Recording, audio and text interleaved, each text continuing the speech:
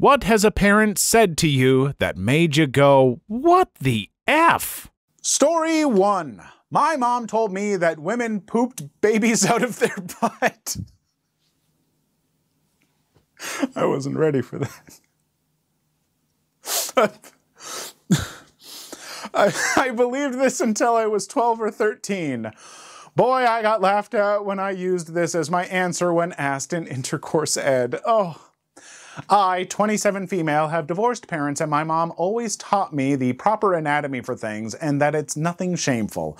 On the other hand, one day when I was at my dad's, a stray cat gave birth on his porch, and my stepsister, same age, told my half-sister that it was coming out of the cat's butt, and I was like, dude, what? I questioned them, and they gave me scornful looks like I just said something offensive, LOL. I don't know about cats, but a lot of animals have a sort of shared hole that I'm not completely familiar with, but the males of the respective species seem to be, which is what counts. Cloaca. Noun. 1. Zoology, a common cavity at the end of the digestive tract for the release of both excretory and genital products in vertebrates, except most mammals, and certain invertebrates. I, male 38 years old, decided early on to be as honest as possible with my kids with regards to anatomy, intercourse, where babies come from, etc. If they asked, I would answer, and not just a quick embarrassed answer, I'd really explain it. But of course at a level of appropriate for their age so they don't end up traumatized, LOL. It was easy enough with our son because he didn't ask many questions until he was about 4 to 5, and by then he was mature enough for me to explain more or less how babies are made. Our 3 years younger daughter still is, way more talkative and curious, so she was asking all sorts of stuff before she turned 3. I thought it was too early to tell her the full facts, so one time I quickly made up a story about how all the stars in the sky are baby seeds, and that their mom and I picked out the best one, which then fell out of the sky and flew into her mommy's tummy, and grew there for 9 months until she was ready to be born. Our daughter seemed happy with this explanation. She clearly liked the idea of having been a star. Fast forward a few weeks, and we had guests over. I walked into the living room just as our daughter proudly told them, I was in mommy's tummy for 9 months, but before that, I was a star in the sky. At which point, our son jumps up and proudly shouts, not me, I came from dad's balls, and points straight to my crotch for about 10 seconds while I'm standing there with a tray of canapes. As if it wasn't funny enough, our daughter then glanced at my crotch area and, looking disgusted, said, ew, not me. Goddamn, kids are funny. We were honest with our kids too, to the point that when I was 35 weeks pregnant with our second son, we brought our oldest, who was 3 at the time, to a routine OBGYN check-in. The doctor asked our kid if he had any questions, smiling like she was expecting some cute toddler thing. He asked the doctor, what is the name of the knife you're going to use to cut my baby brother out of my mommy's tummy? She bemusedly answered, a scalpel, and looked at me. I explained that we told him about the planned C-section. He then continued, don't forget to sew her up when you're done taking the baby out. I mean, kudos to that last kid for being on top of things, making sure that doctor doesn't screw things up, you know. I wouldn't be surprised if he's sitting there just like, Doc, do you need any help with that? Because I can help out for sure, you know. I'm pretty good with scissors. I use them to cut out some stars for my mom. I'm going to give her a star once she gives birth to my brother and does a good job. Story 2. Wasn't my parents, but my grandpa. Josh, can you take me to see Marge? Marge was his longtime girlfriend who had Alzheimer's. My grandpa was in his 70s at the time, and we took away his car because he was a dangerous man behind the wheel, to say the least. Sure, Papa Joe. That, or P. Joe, was his nickname. Drive him to the place Marge was cared for, stop at the front, and ask, how long until I come back? He replied with, give me an hour. That should be long enough for us to have intercourse.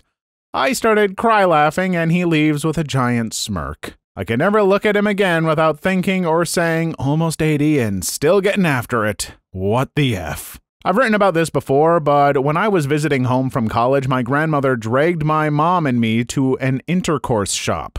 My mom stayed pressed against the door inside the shop, not wanting to be seen by anyone she knew outside, but also not wanting to come even a step inside. Grandma boldly walked down the aisles and called out, hey, Patton Mom, come here. You're young. You know about these things. The clerk was trying not to laugh behind the desk. I blushed and slowly approached the aisle where she was, and she yelled out, "Look at this, it's so big and black." She was waving a giant black dildo in the air. She said that her gynecologist suggested she get some marital aids so she can keep up with her husband, my grandfather, in bed. I pointed at some more conservatively sized options, which she chose and purchased. My grandparents were in their early 70s then, and from what I was told by my mom, they still enjoyed each other's company until her death this past June at age 92. My grandfather is still alive and will be 95 next month. Your grandma sounds like she was an absolute party. That's such a hilarious and even amazingly abused memory to have. I wish I'll be like her at that age. She was a riot. The main thing I remember her teaching me in my early childhood are how to find tops and bottoms for complimentary clothing matches, and that diamonds are a girl's best friend. She always lamented that all of her daughters who married chose love instead of money, so they were as dumb as she was,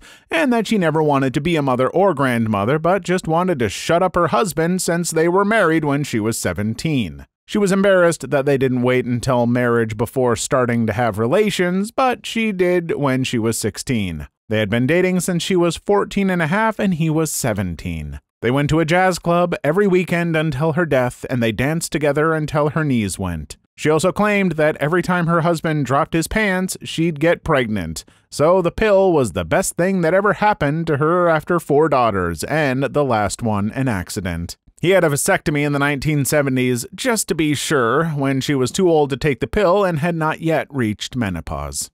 Yep. Sorry, younger viewers out there, but old people still are doing the dirty. They're doing it. Old people, all those wrinkles sloshing around. You ever think like all the wrinkles on their body start like interconnecting like Velcro, but then it's all sweating? It's just like... Do you ever think that? You do now.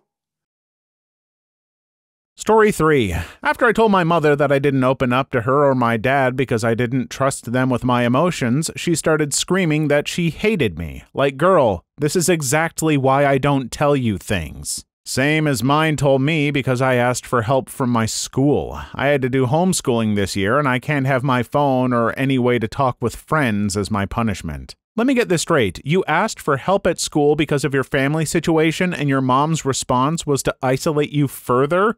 What kind of help are you asking for? How to build a nuclear reactor? Child, our family has made and maintained nuclear reactors since the Manhattan Project. You questioning a public school for something we could easily and happily teach you brings shame to me. Therefore, you will be homeschooled on the matter until you produce your first gigawatt hour. But why are we going to Canada? Lesson 1. Sourcing fissile material. Saskatchewan has the highest grade of uranium. I'm pretty sure my mom read my teenhood diary when I wrote about feeling incredibly alone, and as though I had no one because she would quote my words back to me and then yell at me for feeling that way. Mine always seemed to know what I was thinking, and I feel like this is why. I'm sorry you guys had to go through this. I feel like this might be seen as a small thing to do, read your kid's diary compared to more obviously abusive things, but it's really bad. We all need our safe space. Hope it's better now. I've learned to be more careful what I share with her. I'm 37 now, so I don't worry about her snooping, lol, but it's nothing compared to my best friend whose mom would go through her backpack every day and read any notes she'd been passed. She would clean her room just to snoop. Anytime my friend had something private, she hid it at my house. Same, they went through my phone and had a Wi-Fi router that tracked our phone activity and just micromanaged the hell out of us, but have the audacity to get mad when I don't open up and instead get referred to a mental hospital by my therapist. Story 4. When I was in grad school, a friend of mine introduced me to one of his coworkers he'd befriended who was a few years older than us. He was a cool dude, and since we hit it off, he'd often tell our mutual friend to invite me to tag along when we went out for a few beers after work and stuff like that. Since he was older, he was already married, and he'd sometimes mention his daughter, which was totally normal. But about a year after I met him, he invited my friend and me to a big barbecue at his place, and I finally met his family. We had just shown up, and we were still saying our hellos when I noticed that the girl I assumed was his wife, who was helping him with the cooking, looked exceedingly young, but I thought nothing of it and just assumed she was one of those people who looked way younger than their actual age. Until she called him Dad, that is. He must have noticed my look of utter confusion because he burst out laughing and called her over and introduced her to me as his actual daughter, and he later explained to me that he had her when he was 15 years old, and then called over his little boy to introduce him as his grandson. Still laughing, he said to me, "Yeah, she made me a grandpa at 30 years old. What was I gonna do, be a hypocrite and get mad at her because she got pregnant at the exact same age I got her mom pregnant?" My mind was blown. Until that moment, I'd never thought I'd actually met an actual grandfather who was in his early 30s, or that it was something that still happened. I gotta hand it to the guy, though. He stepped up and took care of his kid since he was a literal teenager himself, and he supported her and taught her to take care of herself and her kid when she became a very young mother herself, and they had a great relationship. He obviously doted on her, and she thought there was no better man in the whole world than her dad. A couple of years later, we all got new jobs and moved to different parts of the city and drifted apart, though we kept in touch on social media and so on. Sometime later, I ran into him at some shopping mall with 3 kids in tow, and he explained that his daughter and her boyfriend not only were still together, but had actually gotten married, and these kids were his grandchildren, and he loved going out with them everywhere. He got a kick out of the fact that everybody thought they were his kids and their reactions when the children corrected them and said he was their grandpa. My dude wasn't even 40 yet. My effed up mind really thought it was going to be some incest-ish. Glad it wasn't. The one wholesome story out of all the bad ones. The light that shines through the darkness. I don't like to think about the fact that I am technically old enough to be a grandparent. I'm old enough to be a grandparent if I had waited until I was 18 and had a kid, and then my kid waited until they were 18 and had a kid. And that's not okay with me. It's not okay at all, but it is really nice to hear about how this grandpa is doing in his 30s. Story 5. Eating all your vegetables will make the hair grow on your chest and balls. Well, what the F if I don't want hairy balls, Mom? I violently laughed at this. LOL, my dad used to say, "It'll put hair on your knuckles." It baffled me, but he always laughed hilariously, so I usually just went with it because I was 90% sure he was joking. Story 6.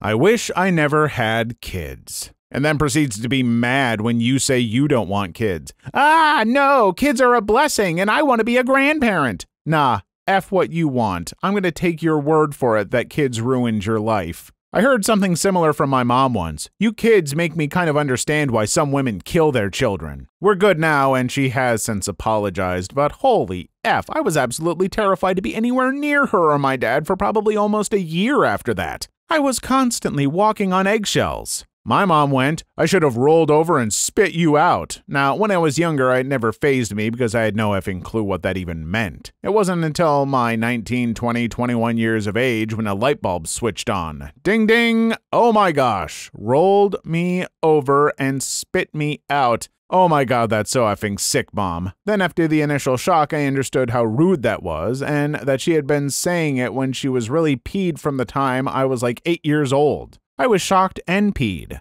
I immediately called my other brother. Me, "Hey, Mom has been saying she wished she spit us out from BJ's instead of having us as children." Brother, yeah, I know. Me, oh. Heard that one many times, and of course my mom denies ever saying it now. No, literally, it's like they can gaslight you into thinking it didn't happen, or you're in the wrong for thinking they said that, or that they meant it a different way. Hey, parents who are saying this kind of crap to their kids, I know you're frustrated. I know parenting is tougher than I could possibly imagine. But it comes with certain responsibilities. And one of those responsibilities is not saying crap like this to your kids, because that stuff sticks with them. Even some of the more minor things stick with them in some of the worst ways, and the damage you're doing isn't okay. So really, before you're going to say stuff to your kids, stop and think about it, please. Story 7. Years ago, I worked at a daycare center for kids with special needs. I was about 19 and had my own classroom. I really loved the job. One day, a sub showed up to help out in my classroom. She was okay. Her way with kids wasn't my favorite, but I did appreciate the extra hands. One of the 5-year-olds, a child who usually took a lot of time warming up to subs, took to this woman. While they were sitting at a table coloring, the little boy said, "I love you, Ms. Michelle." This sub, a mom, said to this kid, "Oh, I don't love you. I love my kids, but I don't love you." This was years ago, but it always stuck with me. No, it wasn't something a parent said to me, but it was something a parent said in my presence, and I nearly said, "What the F?" out loud. Those kids, why not just say it back? Jesus, it's a small thing, I suppose, but it seemed pointlessly mean, careless. And I can honestly say I did love those kids I worked with the 3.5 years I was there. Years later, when I had my own baby, I often thought about the little boy who ventured to tell this person he saw as trustworthy and kind that he loved her, and her response to an innocent child. My hope was that someday when my own went on to school that he'd feel this safe with a teacher. And if they chose to express that affection, the response would be more positive. It's okay to say, "Well, I love you too. I love all my kids in the classroom." Even if you don't exactly feel it, you can make or break a child's confidence for a long time. The teacher doesn't even need to say love back. Saying, "Thank you, that's very sweet," is also kind. Yes, any positive reinforcement. I feel like some people take the word love way too seriously. I get that it's an important step in a romantic relationship, but those rules can stay in those relationships. If a total stranger told me he or she loved me, I would be like, "I don't know you, but I love you too." Who cares? I don't actually mean it, lol. It's like when someone asks how I'm doing and I say, "Great." It's okay to lie with basic stuff like this. I bet that teacher probably has some George Washington mentality. "I cannot tell a lie," which gets old real fast if you've ever been around these types of people. On the other hand, it reminded me of the time we drove my sister's teacher home. My mom asked her if she had any kids, and she said she had 10 borrowed kids, referring to my sister's class, which had 10 students. So simple, but so sweet. Story 8. If you're like this now, I hate to think what you'll be like on your period. I was huddled in a chair, running a low-grade fever and suffering diarrhea. She was angry with me for trying to stay home from school. 1, it's a field trip day. I don't want to stay home, but hello, butt pee. 2, a period is a natural thing, and there are pads and tampons for that. Diarrhea is not natural, and I can't exactly shove a cork in my colon. Spoiler, she made me go to school, and I pooped myself mid-field trip. Ick, not a very supportive mother. I'm so sorry, that must have been awful. Some parents really don't deserve to be parents. Butt pee, I'm dead. Story 9. Where do I even start? I've written a lot about my mom on here. She was a crazy, abusive monster when I was a kid. She was controlling and completely unhinged. A few weeks ago, we had the following convo. Her: "I just can't imagine hurting an animal. I could never forgive myself." Me: "Really? I must be thinking of my other mom, but my mom killed my first pair of geckos that I saved a year's worth of allowance to buy because she didn't want them in the house. My mom also killed my parrot by putting it outside in the winter where it froze to death." Her: "I did that? I would never do that." "Pretty sure you did, Mom." Oh, she's absolutely lying. Moms love to lie about not remembering or not ever doing the horrible things they did. I don't know. I think maybe the brain edits out stuff. My mom is 72. The other day she said she was grateful that she had never had problems with her teeth. It came up because I've never had a cavity or anything but my wisdom teeth removed. And I was like, what about all those fillings you have? And I remember you having root canals and crowns in the 80s. What about that? It was like she had edited it all out and didn't remember it up until I brought it up. It's like the story she told herself about herself had replaced the truth. "You killed my geckos and parrots."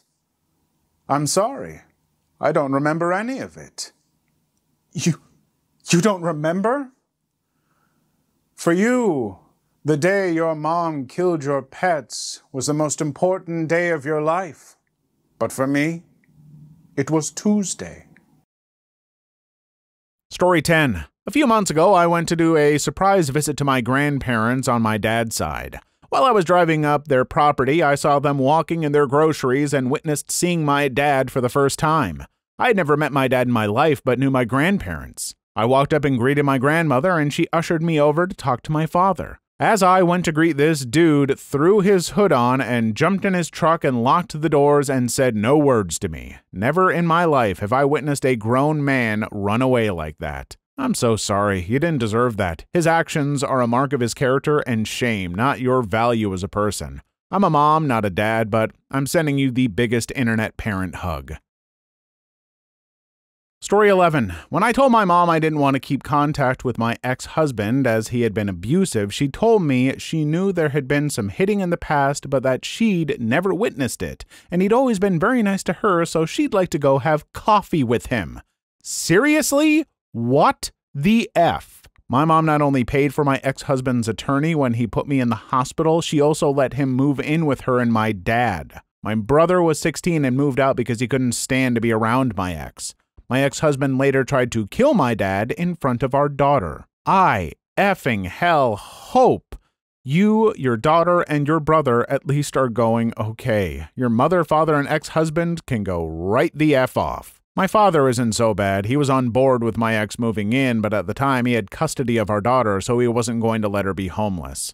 Although, how in the world he lost that house, I have no idea. Our mortgage was only about $600 a month. But my dad has since apologized, and my ex has no contact with our daughter. He's also blind now due to a genetic condition.